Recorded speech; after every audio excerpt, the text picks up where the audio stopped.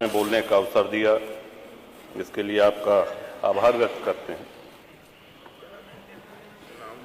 और अपने वक्तव्य में हमारा ये प्रयास रहेगा कि बहुत संक्षेप में बातें रखें।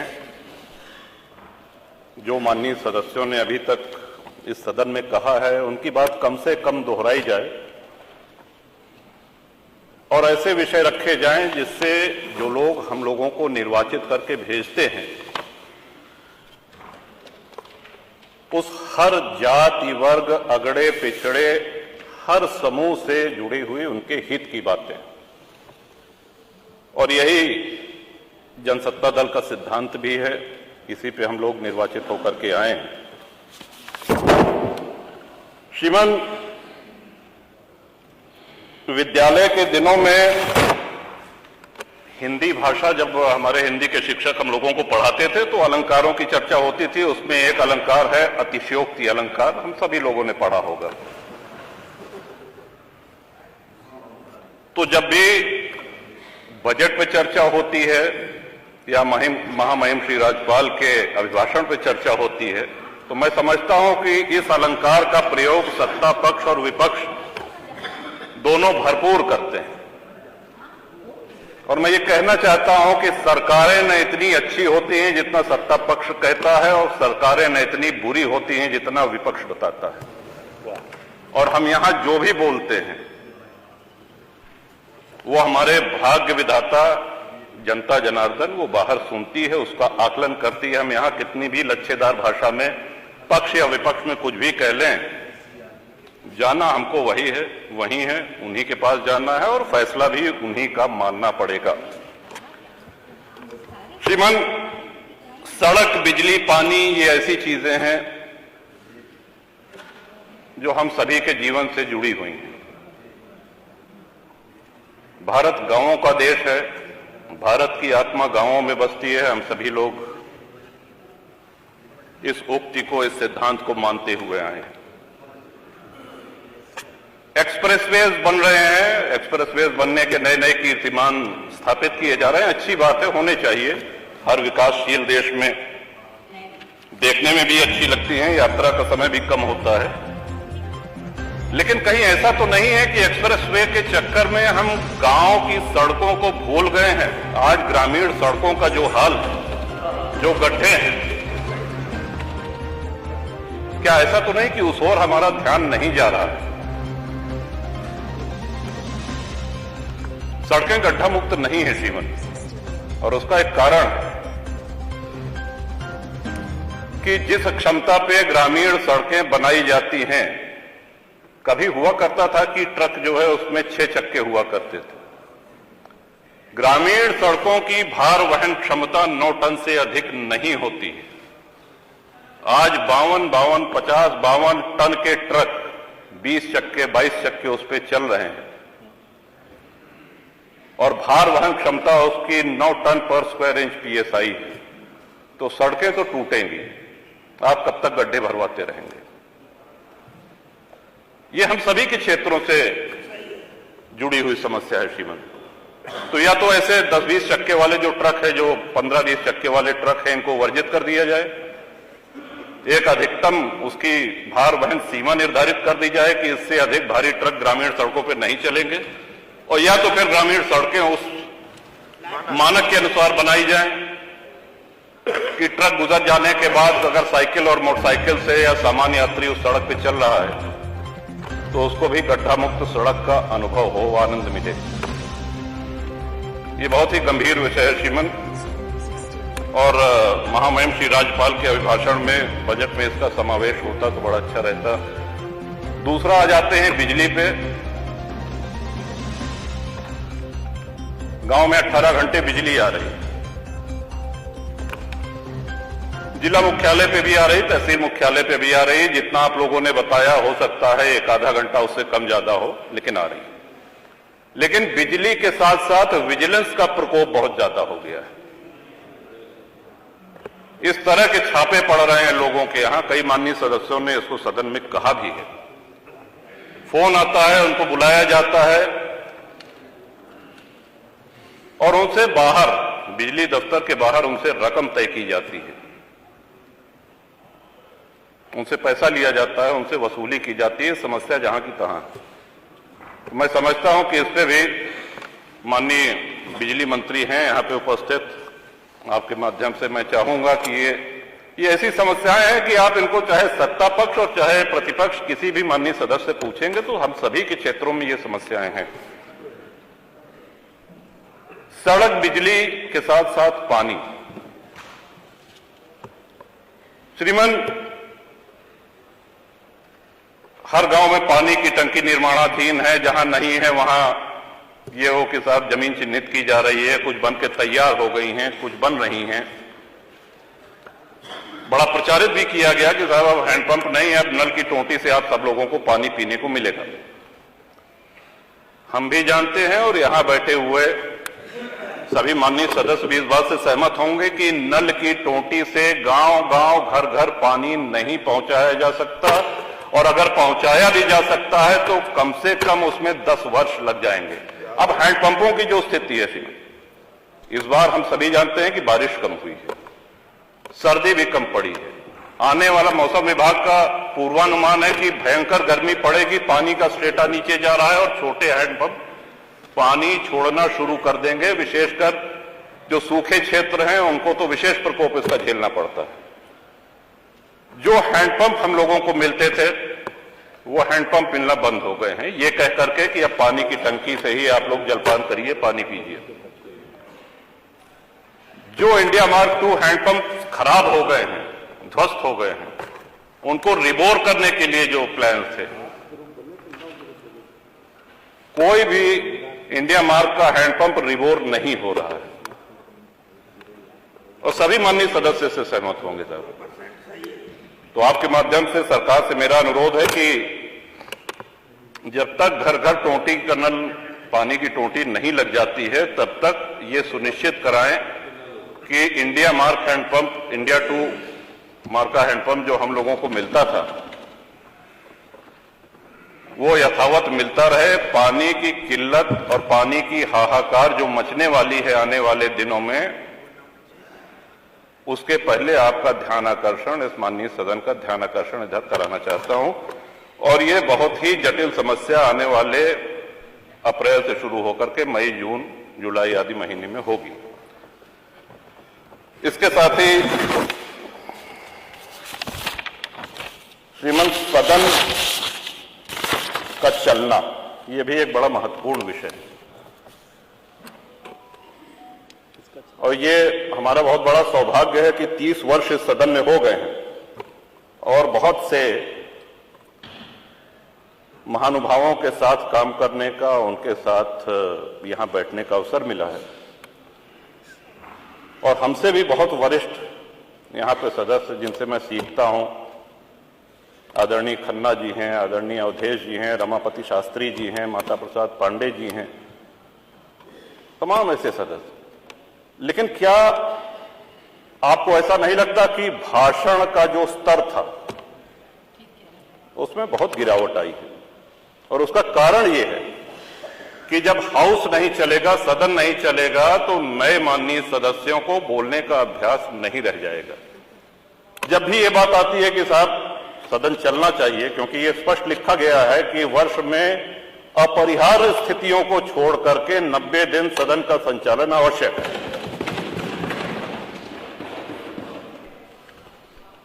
लेकिन दुख इस बात का है, चाहे जो दल सत्ता में रहे, जब इसकी चर्चा होती तो बहस इस पे होने लगती है कि साहब आपके समय में 19 दिन चला था, मैंने 20 दिन चलाया, या आपके समय में 20 दिन चला तो मैंने 21 दिन चलाया, और चर्चा यहीं पे हो हल्ला होकर के समाप्त हो जाती है। ये रिकॉर्ड तो बताया जाता है कि सबसे कम किसने चलाया, दूसरे नंबर पे कौन था, ऐसा भी हुआ कि इतने दिन सदन चला, इतने दिन। क्या कभी हमने ये जानने का प्रयास किया कि जब हमारा देश आजाद हुआ था तो कितने दिन सदन चला था, या जब से ये सदन चलना शुरू हुआ है एक वर्ष में अधिक से अधिक सबसे ज्यादा किस वर्ष चला है, और क्यों ना उस रिकॉर्ड को हम लोग तोड़ें।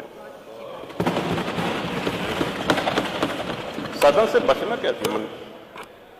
सदन के माध्यम से ही तो हम लोग अपनी बात कहते हैं, सदन के माध्यम से ही जन समस्याओं का निराकरण होता है, उनका निवारण होता है, लोकतंत्र मजबूत होता है। ये लोकतंत्र की आत्मा है। आत्मा को जितना मजबूत करेंगे उतना हम सभी लोग पुष्पित पल्लवित होंगे इस लोकतंत्र में। इसके साथ ही मैं ये भी कहना चाहूंगा श्रीमान कि आए दिन माननीय विधायकों के ऊपर मुकदमे कायम हो रहे हैं और अक्सर धरना प्रदर्शन, यहां पे जो लोग भी बैठे हैं, किसी के दल और किसी के व्यक्तिगत उनके सार्वजनिक जीवन में कभी ऐसा अवसर ना आया होगा कि उन्होंने धरना प्रदर्शन न किया हो। और जब तक लोकतंत्र रहेगा तब तक ये होता रहेगा। तोड़ फोड़ की उससे हम सहमत नहीं हैं, हम हिंसा से भी सहमत नहीं हैं, लेकिन बहुत से ऐसे माननीय विधायक हैं जिनके ऊपर धरना प्रदर्शन, शांतिपूर्ण धरना प्रदर्शन के कारण मुकदमे कायम हुए हैं और आज भी हैं। उनको एमपी एमएलए कोर्ट जाना पड़ रहा है।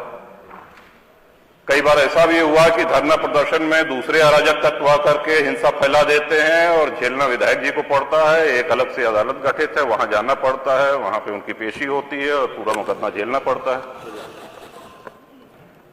तो ये तलवार जो लटकी रहती है माननीय विधायकों के ऊपर कि कब अदालत सजा कर दे। अभी कल भी एक माननीय सदस्य को न्यायालय ने दंड दिया, सौभाग्य से 2 वर्ष से कम अवधि की।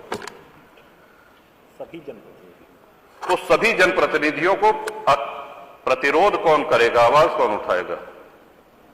अगर धरना प्रदर्शन के इतने गंभीर परिणाम आने लगेंगे तब तो विधायक और सांसद भागने लगेंगे धरना प्रदर्शन से। जनता की लड़ाई कौन लड़ेगा?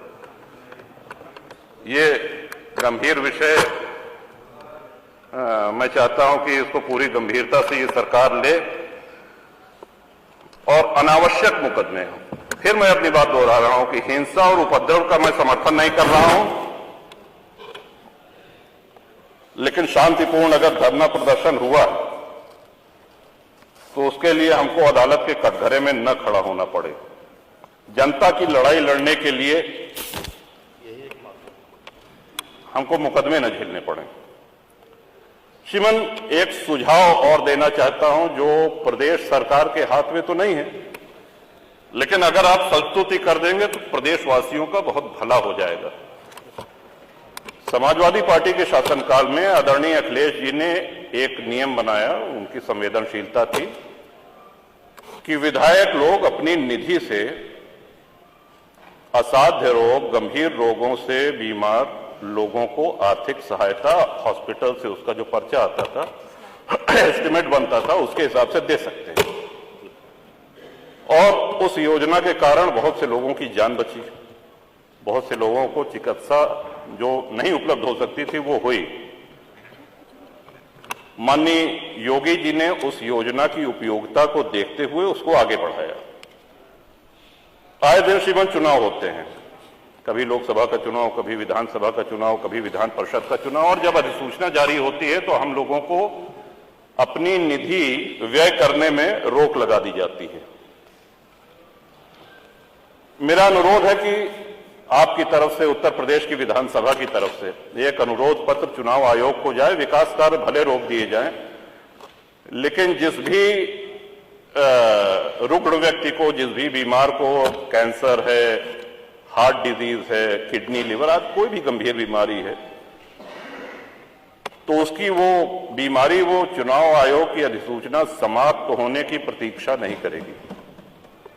तो ये मानवीय दृष्टिकोण पर श्रीमान ये अनुरोध है और मुझे विश्वास है कि सभी माननीय सदस्यों की भी सहमति इसमें होगी। और इस तरह से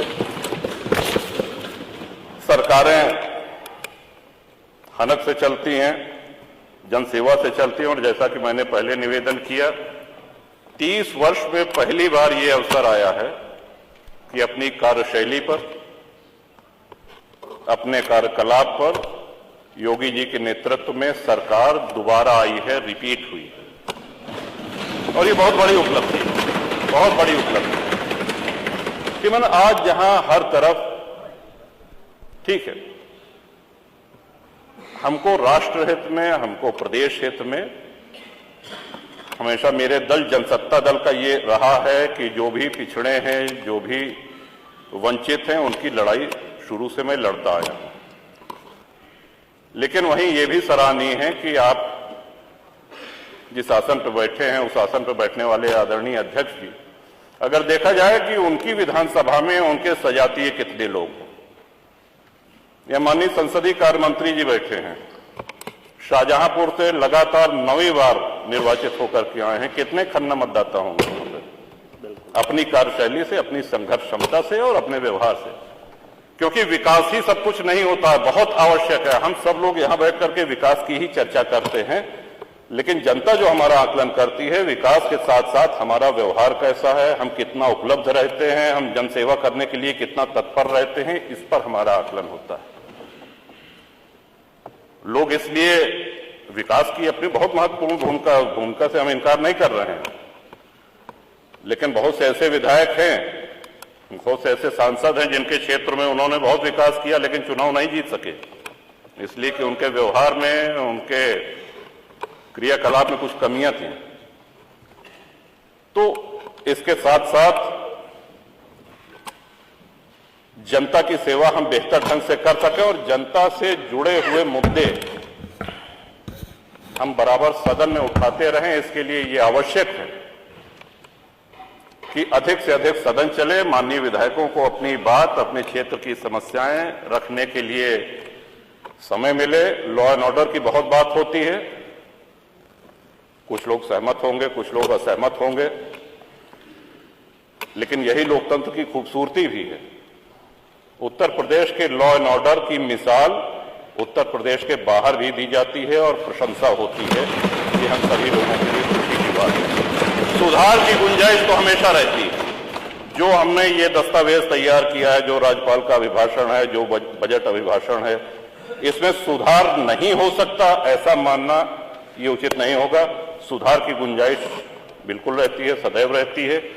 और जैसा कि मैंने पहले कहा, अपनी बात समाप्त करते हुए उसको फिर से दोहराता हूं कि कोई भी सरकार इतनी अच्छी नहीं होती है जितना सत्ता पक्ष बताता है, और इतनी बुरी भी नहीं होती है जितना विपक्ष उसको कहता है। इन्हीं शब्दों के साथ आपने महामहिम श्री राज्यपाल के अभिभाषण पर मुझको बोलने का अवसर दिया। श्रीमान, आपका बहुत बहुत आभार, बहुत बहुत आभार, धन्यवाद।